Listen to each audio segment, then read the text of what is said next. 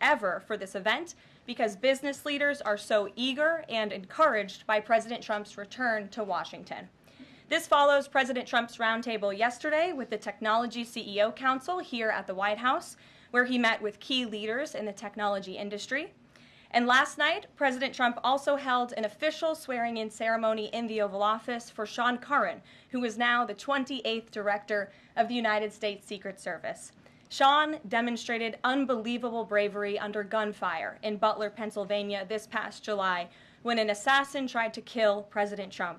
As someone who got to know Sean personally throughout the campaign last year, I can say unequivocally that there is nobody better suited for this important role. And following the confirmation of Labor Secretary Lori Chavez DeRomer last night, the Senate has now confirmed 21 of President Trump's well-qualified cabinet-level nominees, far outpacing the previous administration. And looking ahead, tomorrow, the president will welcome the Taoiseach Micheál Martin of Ireland for the annual White House Shamrock ceremony. And Thursday, President Trump will welcome the NATO Secretary General for a working meeting and lunch. On the economy, February's jobs report was good news for America, particularly our manufacturing sector.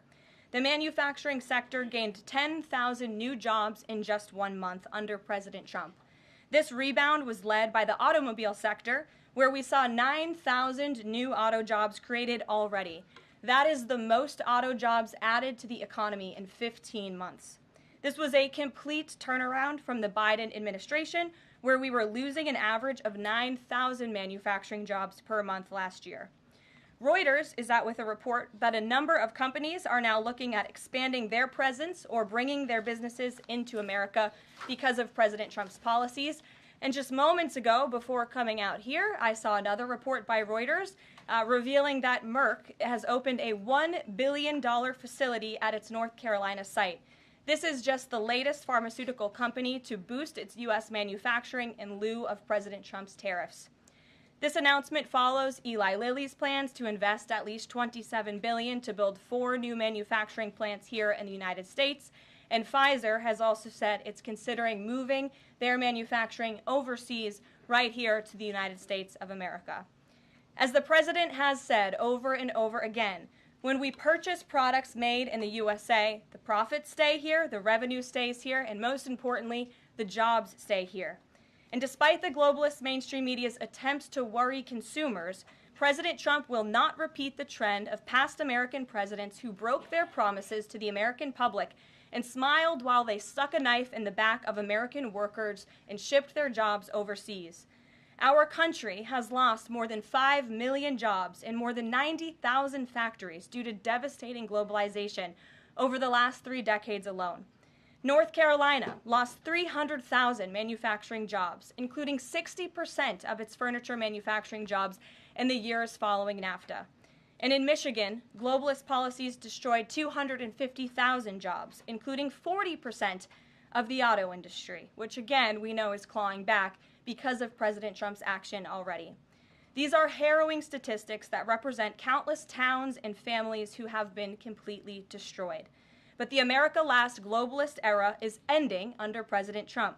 He will no longer allow our country and our workers, our hard-working American families, to be ripped off. On another very important issue for the president, he continues to work hard to secure the border. If you missed it yesterday, CBP launched an enhanced home mobile app with a new feature, the Intent to Depart, which offers unlawfully present aliens or those aliens whose parole has been revoked an orderly and defined process to notify the U.S. government of their intent to depart the country. The CBP Home app strengthens our mission to secure the border and provides illegal aliens with a straightforward way to leave now before facing much harsher consequences later. A new report from Bloomberg just found that the number of aliens trying to reach our country by traveling through the jungle to Central America dropped a whopping 99% last month. And this follows the incredible news that illegal border crossings plummeted last month as well, down 94% at our southern border from last February under the Biden administration. As President Trump made clear during his historic address to Congress, We must finish this job and continue to carry out the largest deportation campaign in American history. And that is why the President fully endorses the continuing resolution that is before Congress and was negotiated by Speaker Johnson. He is encouraging all Republicans to vote yes on this clean CR, which freezes funding at current levels and will prevent the Democrats from getting their long-awaited government shutdown. Voting against this CR will hurt the American people and kill the incredible momentum that President Trump has built over the past 51 days. And lastly, before I take questions, I would like to commend the Washington Post, who I believe is in the room today. According to a new report from Axios, the Washington Post is overhauling their newsroom structure. It appears that the mainstream media, including the Post, is finally learning that having disdain for more than half of the country who supports this president does not help you sell newspapers. It's not a very good business model. And that's why we have people in our new media seat. And today we have Sargar Anetti, who is the host of Breaking Points, a popular political YouTube news and podcast show that has racked up nearly 1 billion views on YouTube, several hundred million podcast downloads since its launch in June 2021. He's also a former member of the White House Correspondents Association, but is now a part of the thriving independent media. We're very happy to have you with us here today. Why don't you kick off our briefing? Thank you. Really appreciate you having me, Karoline. A couple of questions for you, if I may. First on the stock market. So currently it's the 25th anniversary today of the dot-com bubble crash. There's a lot of concern for a lot of Americans right now about the state of the economy. President Trump has refused to rule out a recession. Secretary Lutnick, however, has told us there will not be one. So can the White House just tell and assure Americans today that there's not going to be a recession? Well, there's a lot to unpack there. So let me start by saying that, first of all, when it comes to the stock market, the numbers that we see today, the numbers we saw yesterday, the numbers we'll see tomorrow are a snapshot of a moment in time. And as President Trump has said, and I'm here to echo the remarks of this president of this White House, we are in a period of economic transition. We are in a period of transition from the mess that was created under Joe Biden in the previous administration. Joe Biden left this country in an economic disaster. Several statistics to point out. The delinquency rate on credit card loans increased 63% under Joe Biden, hitting a near 12-year high. Under Joe Biden, all net job growth went to foreign-born Americans. Real wages declined by 1.5% under Joe Biden. And as we all know, and this administration continues to combat, prices soared more than 20% under Joe Biden because of his reckless spending and economic policies. So we are in a period of transition from that economic nightmare under a president who had no idea what he was doing, never held a private sector job in his life, into a golden age of American manufacturing under a businessman and a deal maker in chief in President Donald J. Trump, who is implementing the formula that we know works. Look at President Trump's results in his first term. If people are looking for certainty, they should look at the record of this president. That's why the American people re-elected him back to this office. And look at everything that President Trump has already done and his team has already done in just 51 days. The massive efforts to deregulate. Tax cuts, which we need Congress to pass the Trump economic agenda, the Trump tax cuts, which will unleash economic growth. And the president also addressed this directly, I will point out as well, when you look at what he said on Air Force One. And he said he wants the American people to have so much money in their pockets they don't even know what to do with it. That's the intent of this administration, and we're working very hard every day on that goal. Second question on the CR. So President Trump came out today in a primary challenge against Congressman Thomas Massie. Congressman Massie's been a supporter of DOGE. He's been a supporter of Make America Healthy Again. What kind of message is this White House sending against a congressman who's sticking up for principles that he's long held in the chamber and voting against continuing resolution and spending? I think the president has made it very clear that he believes it's critical for conservatives and Republicans and, frankly, all members of Congress to get behind this continuing resolution to keep the government funded. The president wants to continue the momentum that he has built over the last 51 days. In order to keep the government funded, we got to keep moving with these deportations, and he believes that everybody needs to get on board with this bill. He's been active in this process. He's been making calls to get this over the finish line, and we're urging every Republican, and Democrats too, to do what's right for the American public to prevent a government shutdown. Just the last question here on Mahmoud Khalil. Does the administration believe that it needs to charge a green card holder with a crime to be eligible for deportation?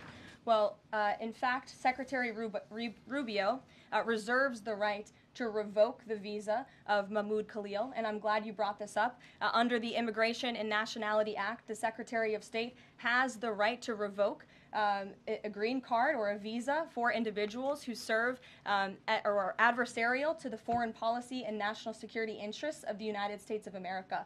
And Mahmoud Khalil was an individual who was given the privilege of coming to this country to study at one of our nation's finest universities and colleges.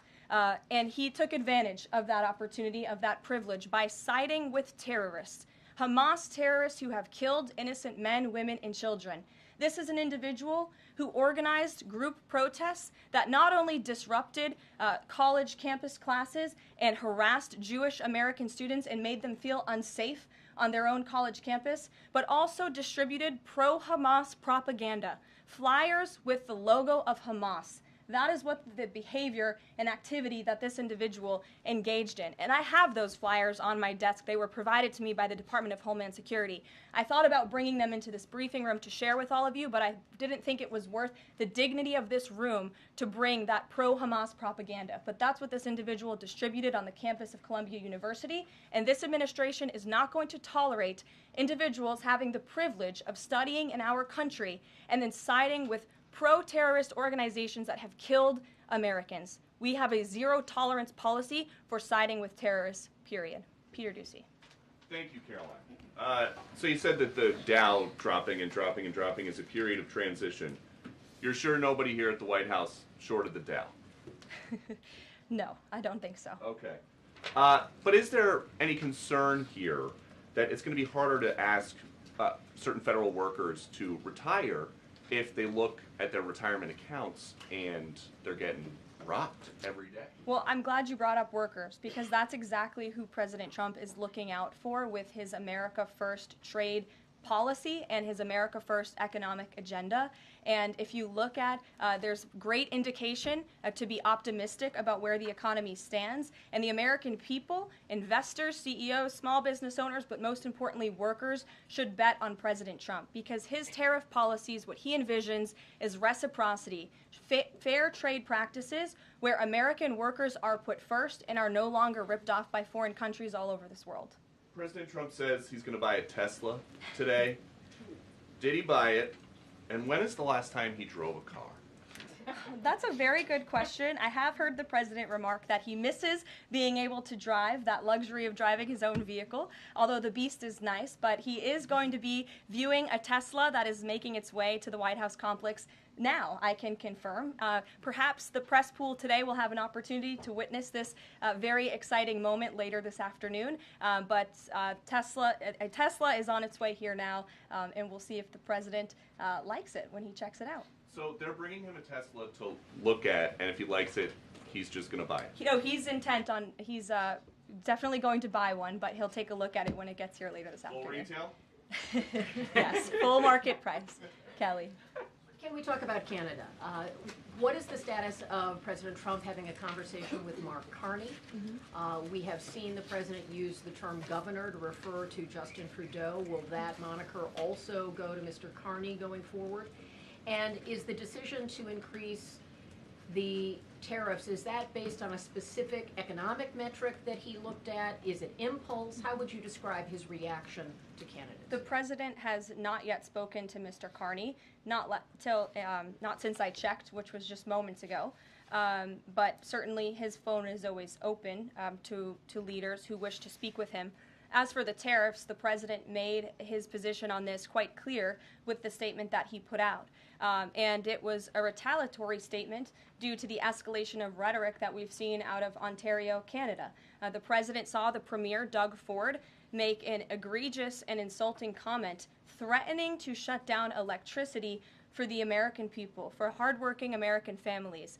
He made that threat. The president saw that and has an obligation and a responsibility to respond accordingly and represent the interests of the American people. So he has made the decision to add a 25% tariff. So now steel and aluminum tariffs will come into effect tomorrow at the rate of 50%. And our steel and aluminum industries have actually applauded these tariffs because, again, they know it's going to grow their industry here. It's going to allow them to export more steel that is made right here in the United States with American workers. Egregious and insulting are your words here, but that's what many Canadian leaders have said about the actions President Trump has taken toward Canada. And what do you think the timeline is for speaking to Mr. Carney? Because normally a sitting president speaks to a close ally very quickly when there's new leadership.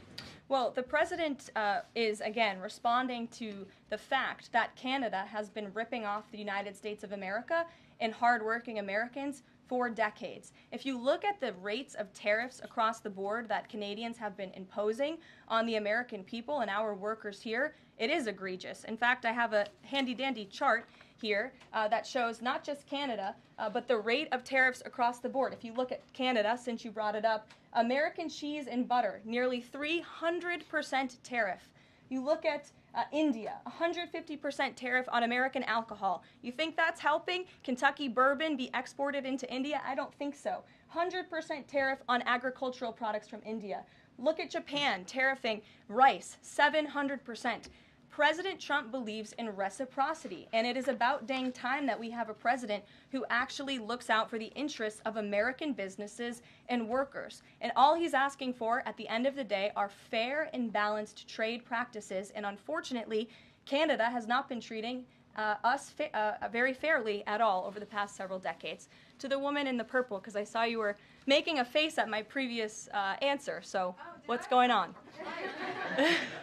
Well, actually, I have a couple of questions. At the core of pro-Palestinian protests on college campuses and elsewhere is a demand to end the war in Gaza, a goal that this administration actually supports and has pursued.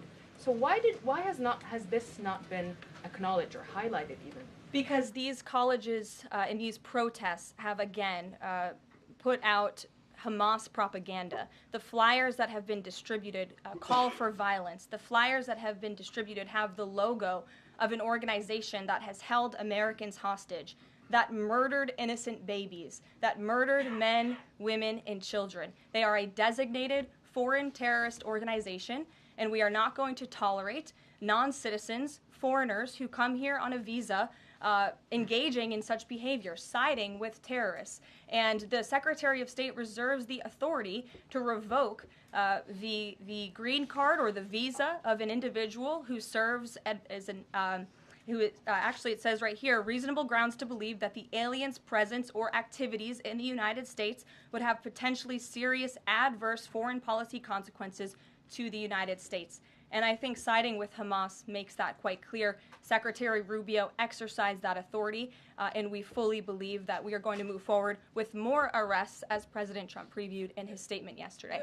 Ed. Yeah, thanks. Go ahead. Caroline. So are there conversations between the administration and the Canadians going on over this tariff? Because the Ontario Premier says the next step is to cut off electricity to the U.S. And the president put out a statement after seeing those comments and said that it would be there would be grave consequences imposed on Canada if they think about shutting off electricity for the United States of America and our citizens. And the president is also determined to ensure that we are depending on American electricity, not the electricity production of foreign nations, including our allies in Canada. As for conversations, there is continued correspondence between the president's team, particularly Secretary Lutnick, and the Canadians as well. And in the market reaction, how do you sell to the American people then, after they're looking at what's happening in the markets this week, and say that the tariff policy long term is something good?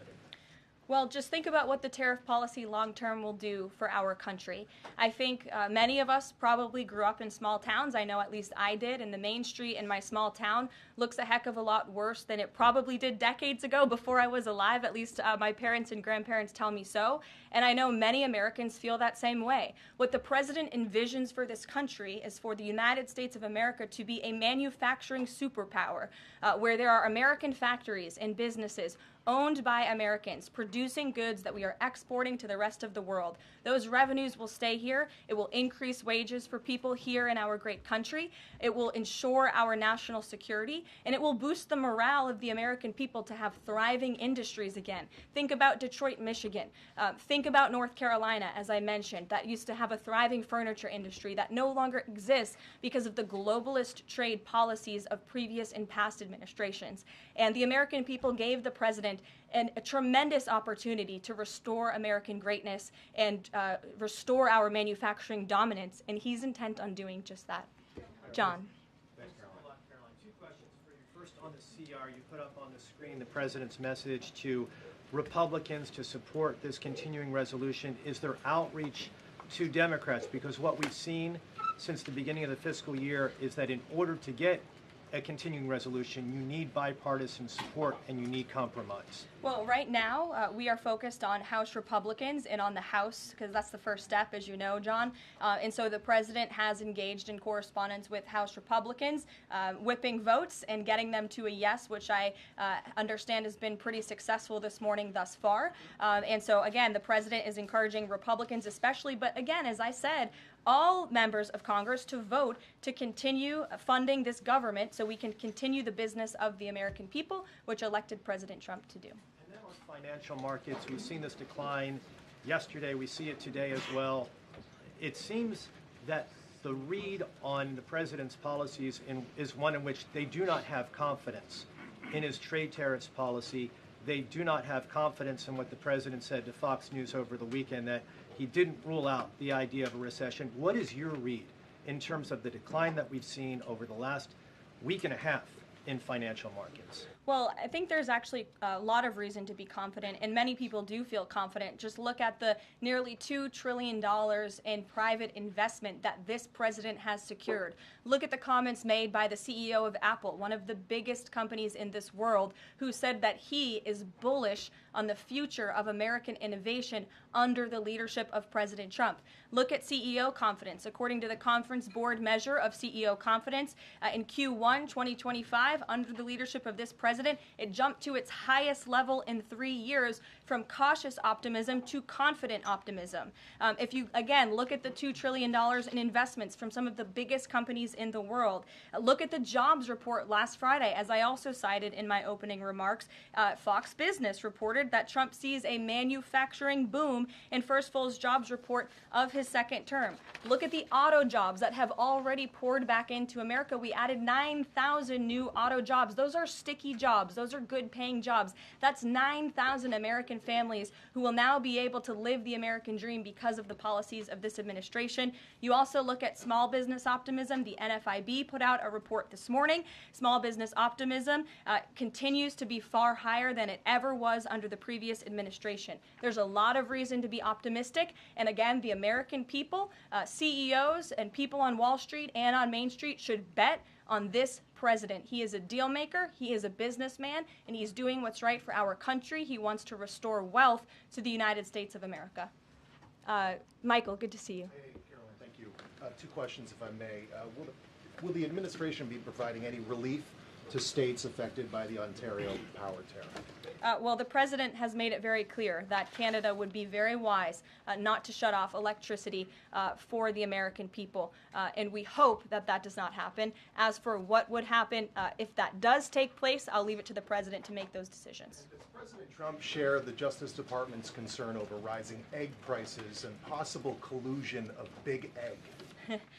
Well, we definitely do share the concerns of the American people when it comes to the price of eggs. However, good news, the average cost of a dozen eggs is actually down since Secretary Rollins and President Trump announced their plan. It's down $1.85. So that's good news on the cost of eggs. And as we know, under the Biden administration, egg prices went up 22%. This is another example of an economic mess that President Trump inherited, and the Secretary of Agriculture and the President are focused on fixing it. Secretary Rollins put out a 4-point plan to address this crisis, and she has been honest and realistic with the American people, as this administration always is. It will take about 3 to 6 months to get the egg supply back to where it should be, but she's focused, and this administration is focused on doing that every day. Karen. Thanks, Caroline. Just back on the markets, you said that what we're seeing this week right now on Wall Street is a snapshot of a moment in time. But does the president think he bears any responsibility for the turmoil in the stock market this week? Look, the president is unwavering in his commitment to restore American manufacturing and global dominance, and I think he doubled down on that this morning with his new statement and the tariffs that will be implemented tomorrow on steel and aluminum. And he has said recently he's not looking at the market. He said you can't really watch the stock market, but all of the gains since Election Day have been erased in the S&P 500. At what point, how far do stocks have to fall before the president considers it a factor and changes course? Again, as I just said, the president will look out for Wall Street and for Main Street just like he did in his first term, and people on Wall Street and Main Street should bet on this president. He's doing what's right for this country. Nick, good to see you. Good to see you too. Thank you, Caroline. So, is the president prepared, like what we saw with Congressman Massey, to pressure other Republican lawmakers into supporting this continuing resolution? Well, he is very much, as I said, engaged in this process. He's been making calls to lawmakers on Capitol Hill, and I think his statements against Congressman Massey speak for themselves, and I will let the president put out any additional statements if he chooses to, but he fully expects all House Republicans to vote for this continuing resolution. And just to follow up, can we start to anticipate seeing more of the president weighing in on upcoming 2026 races like we saw this morning? I'm not sure about that. I'm not even sure if I'm allowed to speak about that from this podium. I would check in with our outside political team for guidance on future races and the president's involvement. Elena. Thank you. I wanted to ask about some comments Elon Musk made yesterday. He said that there is $500 to $700 billion in waste and fraud and entitlement spending. He called it, quote, the big one to eliminate. Earlier this month, he also referred to Social Security as a Ponzi scheme. Should Americans expect changes, big changes, to Social Security and Medicare? President Trump has been unequivocally clear on this. He is going to protect Social Security and Medicare benefits and Medicaid for hardworking Americans who paid into these entitlement programs and deserve those hard-earned benefits. And unfortunately, the mainstream media has taken Mr. Musk out of context. I saw a Bloomberg headline that our team actually worked on getting updated and fixed because it was so wrong, and it took Mr. Musk out of context. What he was specifically referring to cutting was the waste and the fraud and abuse that does exist in these programs. According to an IG report from the Social Security Administration, there's more than $70 billion of fraud in the Social Security program alone that we know of. And so the president will continue to protect these programs for hardworking Americans, and actually cutting the waste, fraud, and abuse out of these programs will protect it for hardworking Americans. But Caroline, respectfully, he said around $500 to $700 billion. There was no evidence to claim that, and also if that is the case, that would represent more than a third of what Social Security paid out last year, maybe 20% of Social Security and Medicare. Again, combined. if you read his full quote, he said, "We think," so it's an estimate based on what he's seen. He's not saying definitively. He's saying that's what DOJ suspects and thinks. And that's exactly why DOJ was created, to ensure that we are investigating the fraudulent spending, the wasteful abuse across our federal government. And I would remind everybody in this room that 77% of the American people support this effort by Elon Musk and DOJ to identify such waste, fraud, and abuse. Caroline. Go ahead. Thanks, Caroline. You're welcome. If we could just step back for a second. When President Trump last addressed the BRT when he was on the campaign trail, his big push was on tax cuts. He's going there today as he's proposing tax hikes in the form of tariffs. And I'm curious for why he's prioritizing that over the tax cuts. He's actually not implementing tax hikes.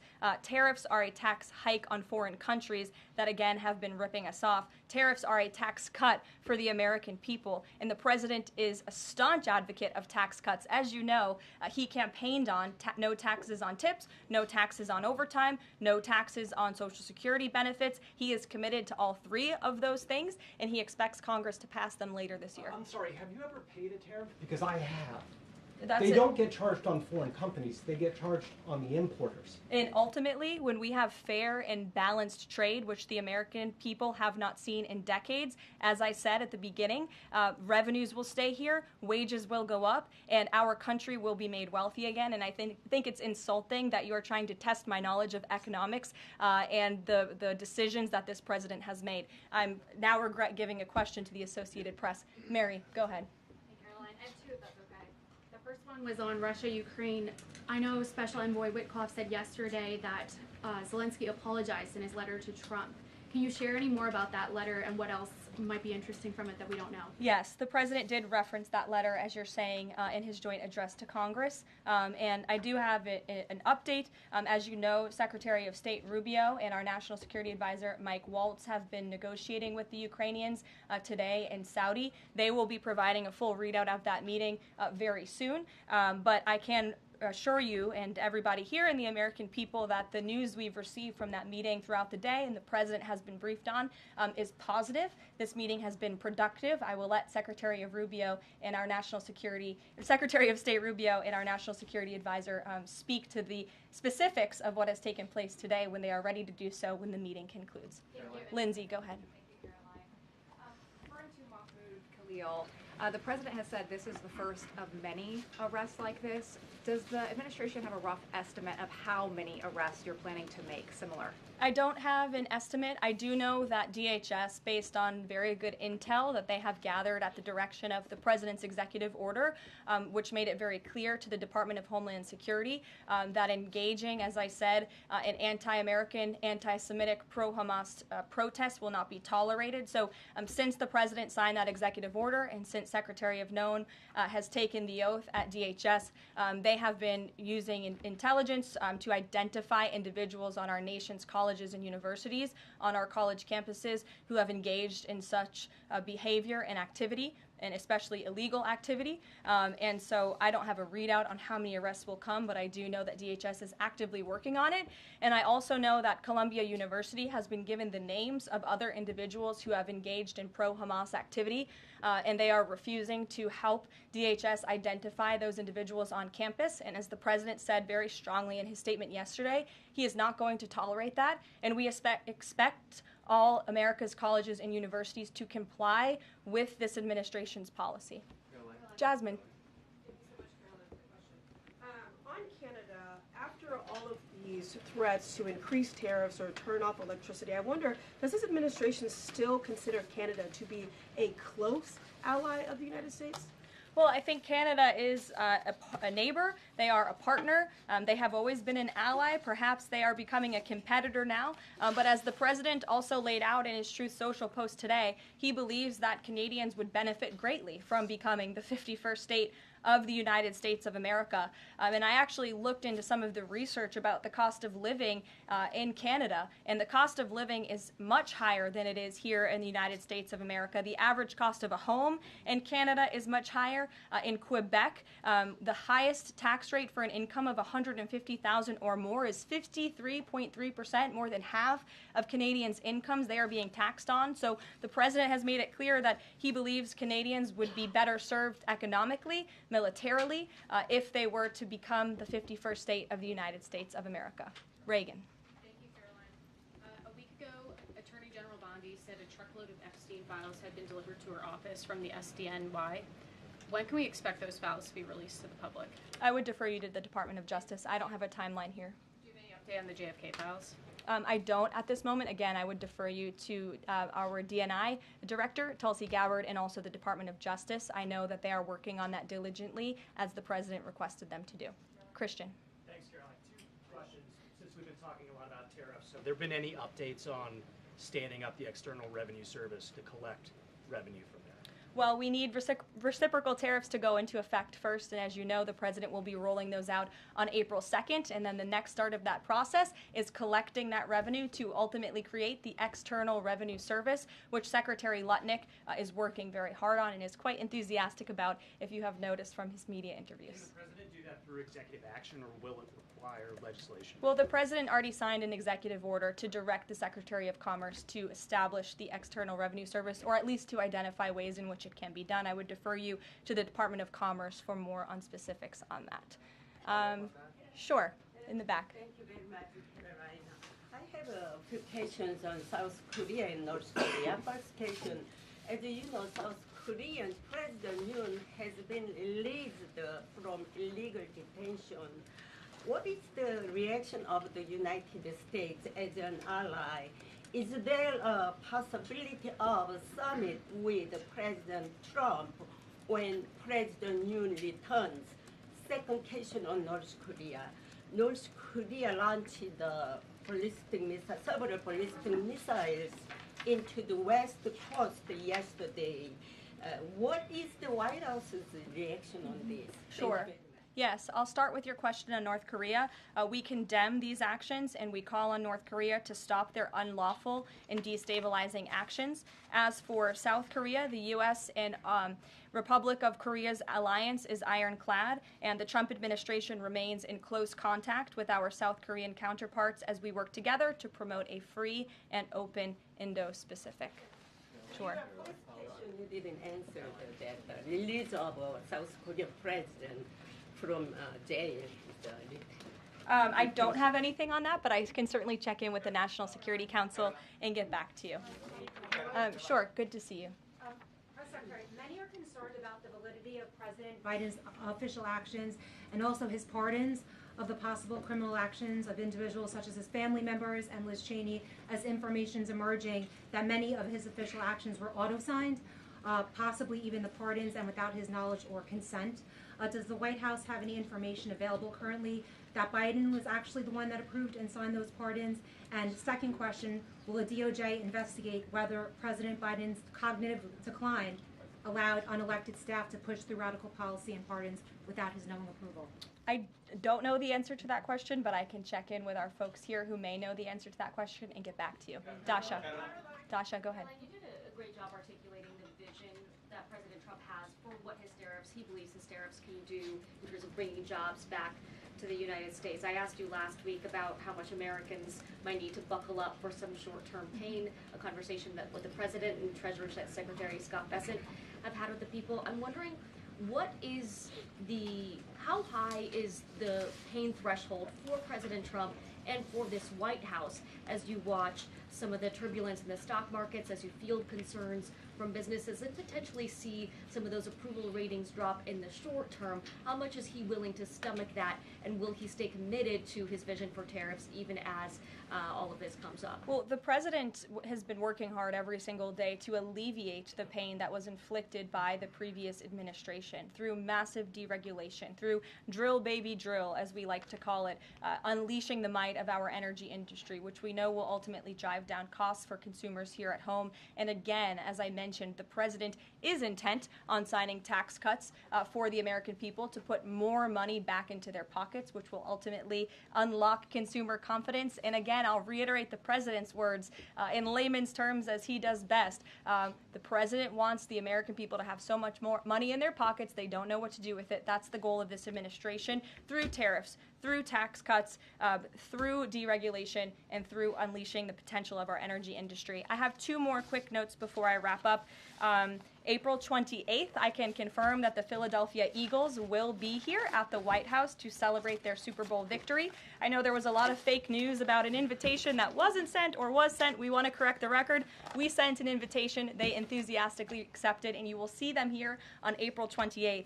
And lastly, on a sad note, I would like to express our condolences to Fox News and to the entire Fox family who did lose a cameraman, Craig Savage, who passed away at 61 years old recently. A very tragic death, an individual who was a great man and covered this building for many, many years. So the entire press office, the communications office here wants to express our condolences with his family and also with Fox News. And I'll see you guys later. Perhaps you'll see the president in a Tesla later this afternoon. Have a good one.